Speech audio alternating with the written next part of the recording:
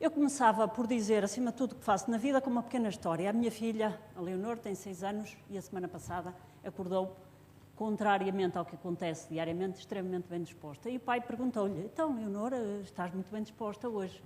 E ela disse, dormi muito bem, tive um sonho fantástico. E o pai, então, disse, sim, tiveste. E eu entrava no teu sonho? Ela disse, não, estava só eu e muito dinheiro. Portanto, por aqui podem imaginar o que é que eu faço na vida, para além de dar aulas de finanças e de gerir dinheiro e ao fim de semana ser agricultora, mas de facto quem está em casa vai convivendo com estas coisas. Que obra-prima é o homem, que elevação na sua inteligência, com infinitas as suas capacidades, é um pouco a forma como todos nós nos vemos. É um pouco a forma como as finanças comportamentais, como as finanças e a economia tradicional nos vê.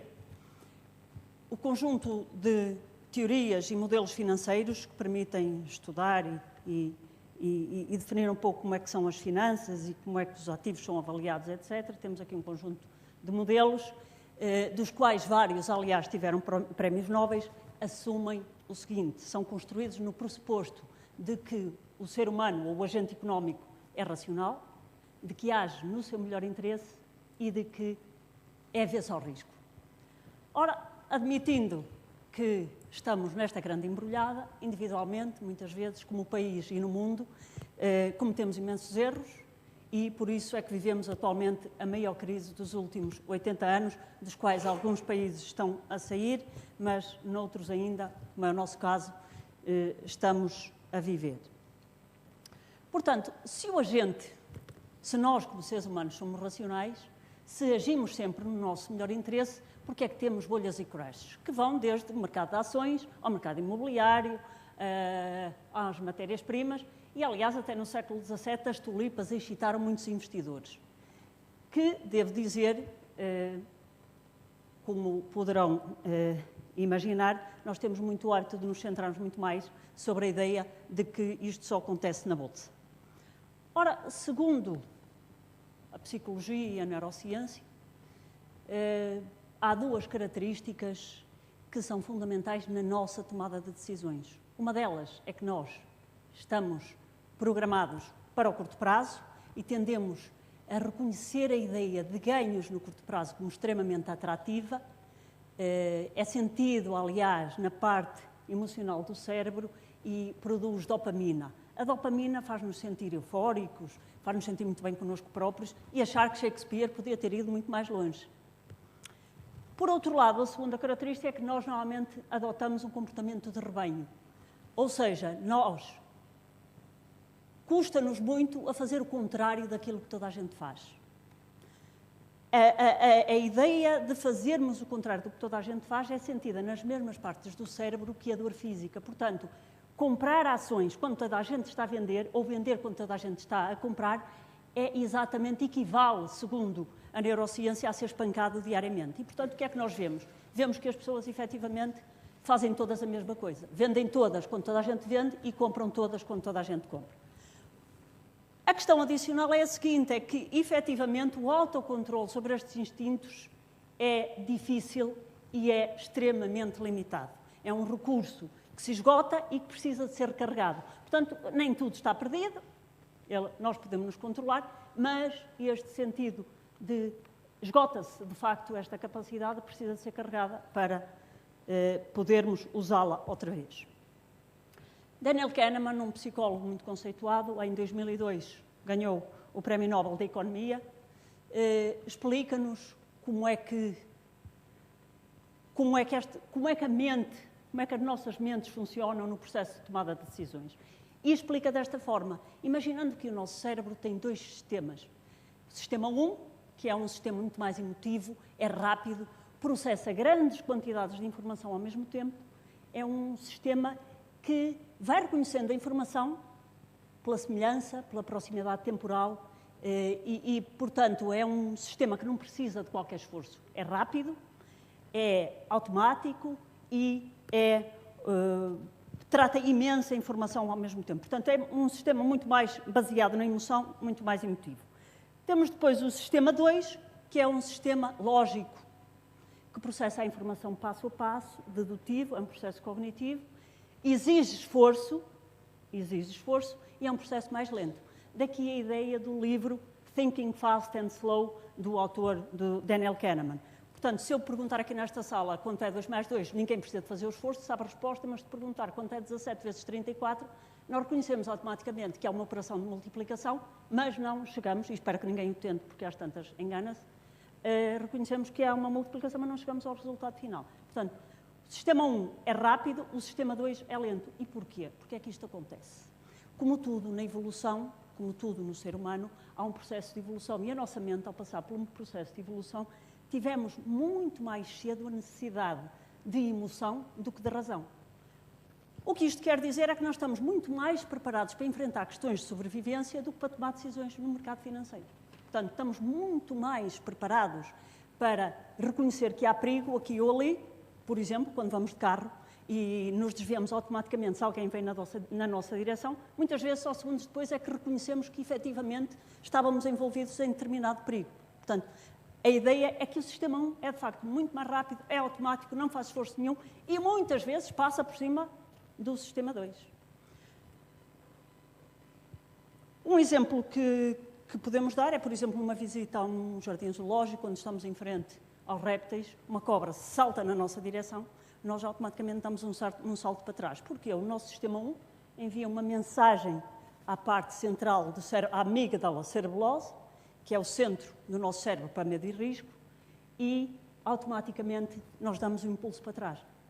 No segundo momento, o sistema 2 entra em ação e reconhece que há um vidro, mas nós já decidimos. Portanto, o que é que isto quer dizer? Quer dizer que o sistema 1 é rápido, o sistema 2 é lento, e muito mais do que aquilo que nós gostaríamos de reconhecer, o sistema 1 toma muito mais o controle daquilo que fazemos e do que decidimos diariamente do que o que nós gostaríamos de admitir.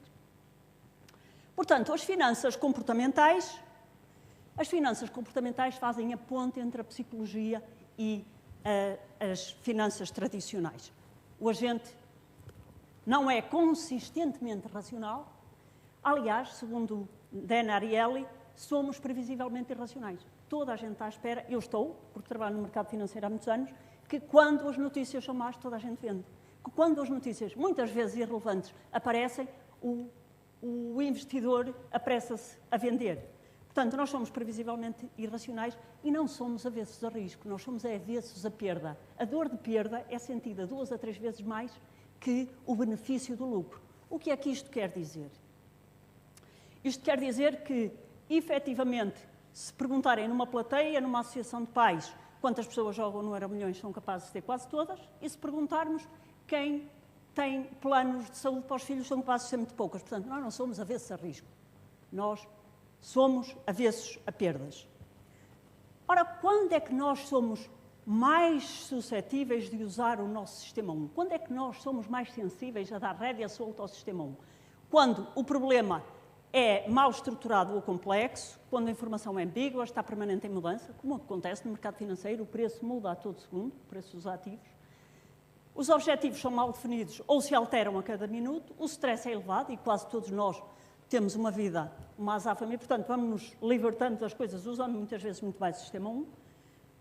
E quando as decisões dependem da interação social, que no caso das decisões, portanto, como veem em todas estas circunstâncias, nós estamos basicamente perante qualquer decisão de investimento. Temos que ir ao banco ou temos que ir à instituição financeira? Não era isto que eu queria fazer? Já está. Portanto, intelectualmente, todos nós reconhecemos. Investir é simples, é comprar barato e vender caro. Por que é que então tomamos tantas decisões erradas? Por que é que então perdemos tanta gente, perde dinheiro no mercado financeiro? Nos mercados financeiros já sabemos, quanto mais caem as ações, mais investidores vendem. Este abril ou maio passado, um jornal nacional dizia todos os dias 700 pessoas têm ações, 700 investidores vendem definitivamente as suas carteiras. Foi exatamente a altura em que eu achei que estaríamos a fazer o mínimo no mercado financeiro português. Porquê é que isto acontece só no mercado financeiro? Esta atitude de vender a correr e não fazemos, por exemplo, com o imóvel. É exatamente por causa do preço, estar ali a toda a hora a convidar-nos para negociar com o mercado. Outra vez. Este gráfico mostra muito bem Se repararem no topo, nos dois topos de mercado, aliás, temos ali um terceiro topo, nós estamos extremamente confiantes e exuberantes e, portanto, temos ali muito mais interesse em vender do que comprar, e nas quedas é exatamente o contrário. Estamos em pânico, portanto, nós alteramos muito aqui a ideia entre pânico, entre o medo e a ganância, que vai separando muita gente do seu dinheiro, está bem presente neste gráfico. Portanto, no mercado financeiro, nós aproveitamos umas calças de ganga, se elas estiverem nos saldos, se forem as nossas calças, as gostamos, mas não aproveitamos para comprar ações em saldo. Isto porque, segundo os psicólogos, nós estamos sujeitos, todos sem exceção, a um conjunto de vieses comportamentais que nos limitam na tomada de decisões. Primeiro, o excesso de otimismo e de confiança. Se fizermos esta pergunta, aliás, um psicólogo fez este estudo com imensos participantes, com 3 perguntas. Acha-se um condutor acima da média? Acha-se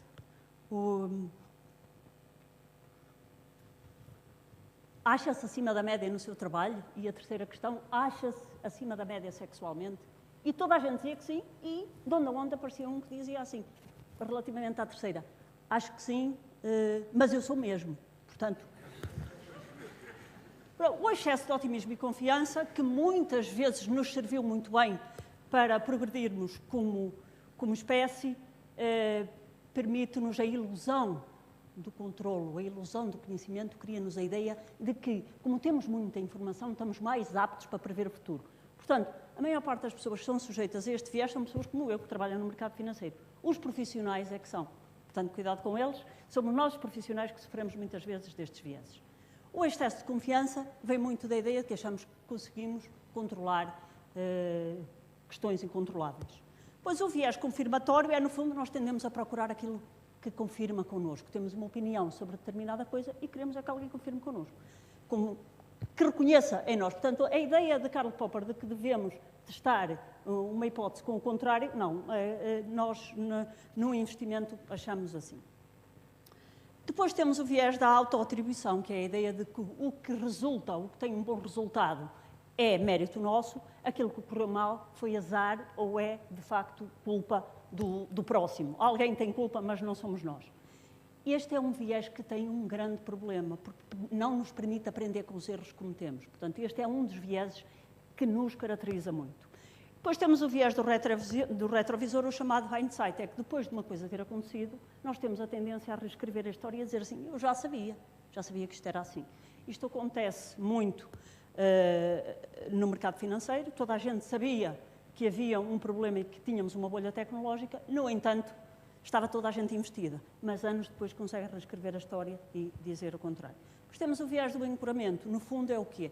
É atribuirmos relevância àquilo que não tem nenhuma. Atribuímos importância ao que não é relevante. Por exemplo, os price targets dos bancos, que não têm rigorosamente interesse nenhum, é claro que justificam-no pelo facto também de dizerem que o investidor é que procura uma previsão. E, portanto, se alguém procura, tem que satisfazer essa procura, não é? O price target não serve para nada, portanto, o ancoramento aqui é o número do price target, ou o preço máximo de uma ação, ou o preço até que compramos, e que depois nos inibe de tomar a melhor decisão para o futuro, para aquele investimento, que se não for bom, nos devemos livrar dele. Isto acontece muito com quem tem ações, por exemplo, do BCP, isto aconteceu muito com quem tem estas ações. Depois temos o viés da representatividade. Aqui o viés da representatividade, mais uma vez, é extremamente comum nos analistas financeiros e nos profissionais de mercado, porque nos diz o seguinte, uma boa empresa é um bom investimento. Ora, pode não ser. A Microsoft, em 2000, já era uma excelente empresa, mas era um péssimo investimento. Se a tivéssemos comprado na altura, ainda hoje estaríamos a perder dinheiro. Portanto, a ideia de que uma empresa que fez nos últimos 5 anos uma performance extraordinária não quer dizer que seja um investimento muito bom para os próximos 5. No entanto, é assim que os analistas a programam para os próximos 5 anos. Depois temos aqui o viés do enquadramento. O viés do enquadramento é um pouco o que as empresas de sondagem e a forma como a indústria financeira publicita os produtos, é exatamente levantarem-nos questões e colocarem-nos o problema para nos levar ao ponto que querem. À resposta, no caso das sondagens. Por exemplo, os produtos estruturados. Toda a gente sabe que nós apreciamos segurança, mas também queremos ganhar dinheiro. Então, aí vai, os produtos estruturados são seguros, garantem-nos o capital, às vezes não, é preciso cuidar, mas permitem-nos ganhar dinheiro. E às vezes é só permitam uma expressão, abanar com a cenoura, porque efetivamente não dão dinheiro passados 5 ou 8 anos em que as pessoas estão investidas.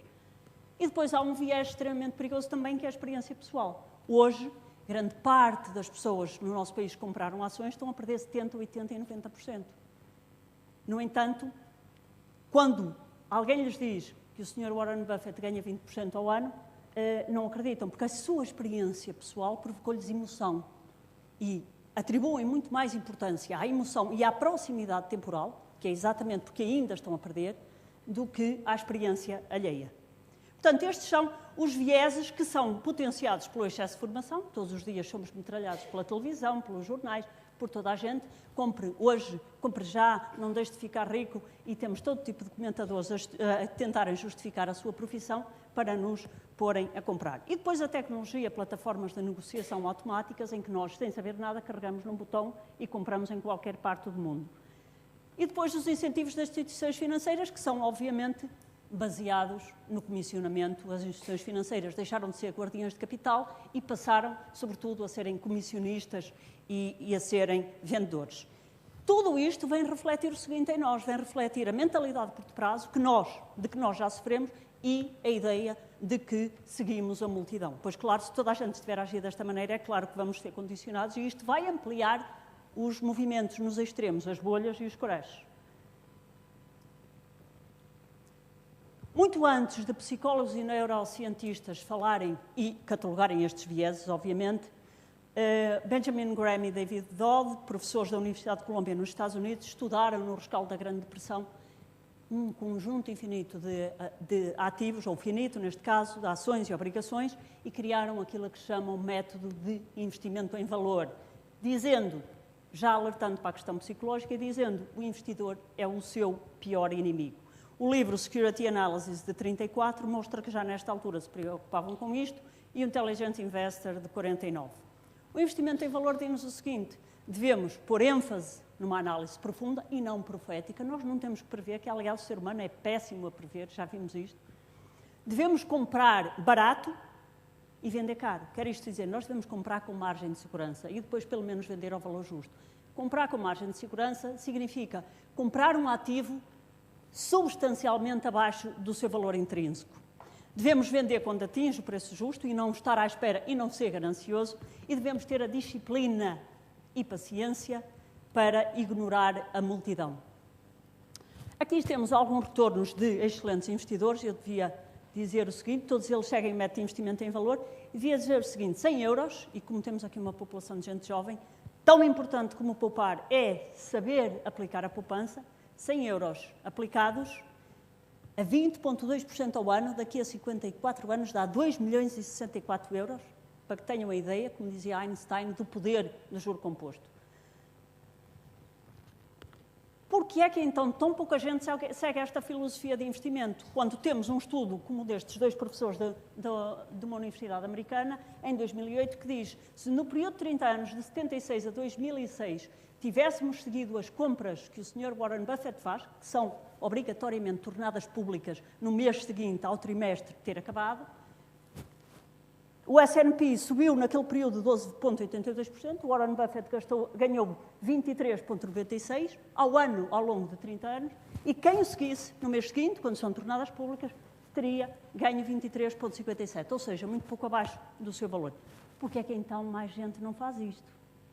Grande parte do tempo ignorá-lo e só negociar com ele, vendendo quando o preço é alto e comprando quando o preço é baixo. É este o princípio do senhor mercado. Da mesma forma que não vendemos a nossa casa porque alguém ao lado vendeu a dela abaixo de 30% ou 40%, não devemos fazer isso com as ações que sabemos que são boas.